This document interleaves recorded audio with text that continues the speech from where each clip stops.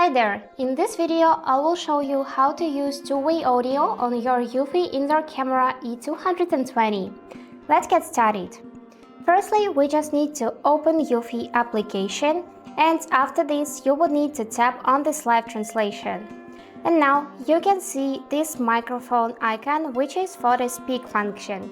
So this is especially useful if another person is at the kitchen, for example, and you're in the living room and you want to talk to this person through the camera. For this, just press and hold this button and say something. Let's test it.